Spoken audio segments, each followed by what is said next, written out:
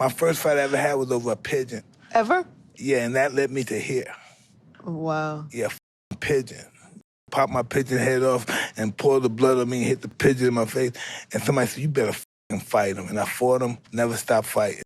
Mike Tyson, one of the greatest fighters of all time, happens to love doves for some reason.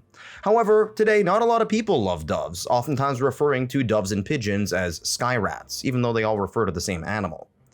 Well, actually there are over 300 species that fall into these overlapping categories. However, the most common and infamous is the rock dove, also known as the common pigeon. And even then, humans have bred them into hundreds of varieties. These creatures, throughout much of their natural history, called various rocky cliffs of Europe, the Middle East, and North Africa their homes.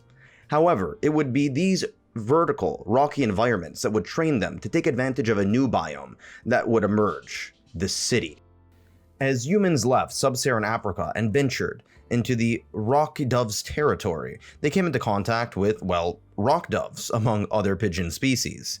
At the time, interactions between these creatures probably would have been relegated to humans hunting them for food. As human cultures became more established, though, with the advent of agriculture, many humans started to settle down and grow crops and raise livestock in one place. Agriculture provided a higher surplus of food than hunting and gathering, which led to a diversification of labor, which in turn led to villages growing into towns and towns growing into cities. Some of these ancient cultures, such as those of the ancient Egyptians, ended up raising pigeons for food, as they are hardy, produce a good amount of meat in proportion to the amount of food they eat, and are social animals that can be kept together. Humans weren't just attracted to pigeons. Pigeons were attracted to humans, or more accurately, human habitats. As cities got bigger around the world and building design and technology improved, cities began to build multi-story structures. These taller structures with ledges and other features resembled the living spaces along the cliffs that the pigeons would rest on. These human settlements during the agrarian times had grain and other starchy foods, along with perches and ledges that the pigeons could roost and rest in. They also attracted pests like insects, which the pigeons could feed upon. And like that, the pigeon found a new biome to master. Their ability to fly, and the fact that they didn't pose any direct harm to humans or threaten humans in any sort of significant way, meant that humans by and large tolerated them. Notice, I said direct harm because they can cause indirect harm through their, well, shit.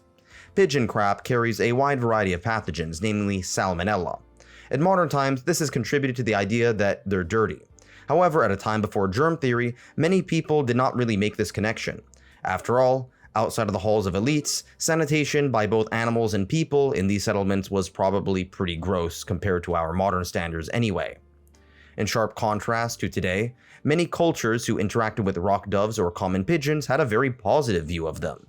In ancient Mesopotamia, the goddess Ishtar, who symbolized love, sex, fertility, and femininity, was oftentimes associated with doves in the eyes of the Sumerians, Akkadians, Assyrians, and Babylonians.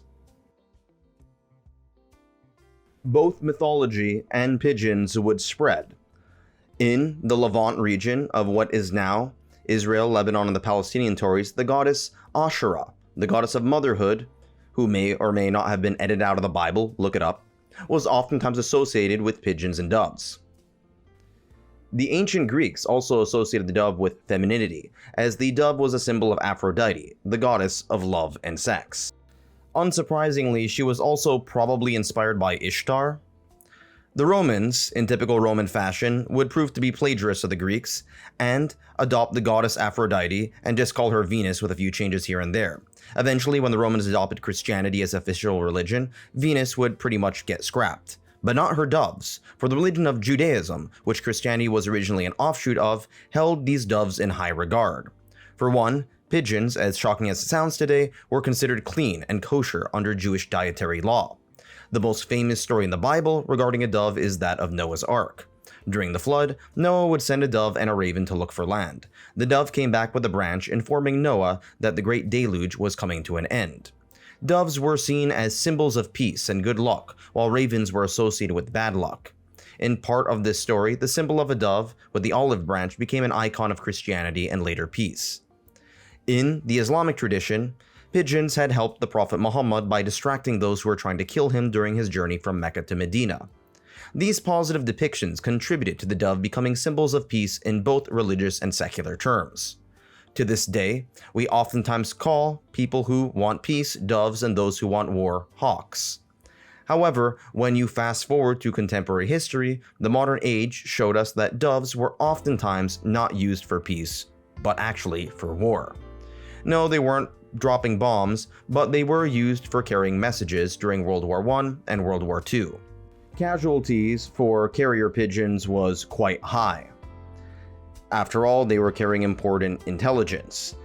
Nonetheless, pigeons played a pivotal role in the defeat of the Axis powers. Their ability to carry messages across long distances and arrive at the correct location speaks of their intelligence.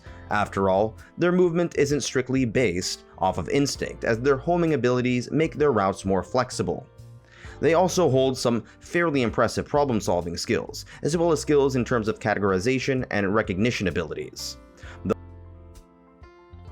The father of behavioral psychology, B.F. Skinner, was particularly interested in using pigeons as model organisms for his research. Despite these contributions to the military and science, their reputation would decline as more and more people moved into the cities, and most interactions people got with pigeons involved pigeons taking a dump on their heads. This eventually led to more and more people viewing pigeons in a negative light. Pigeon meat, or squab as it's called, I really don't know the correct pronunciation, is still eaten today by various cultures around the world. Oftentimes it's either farmed or hunted.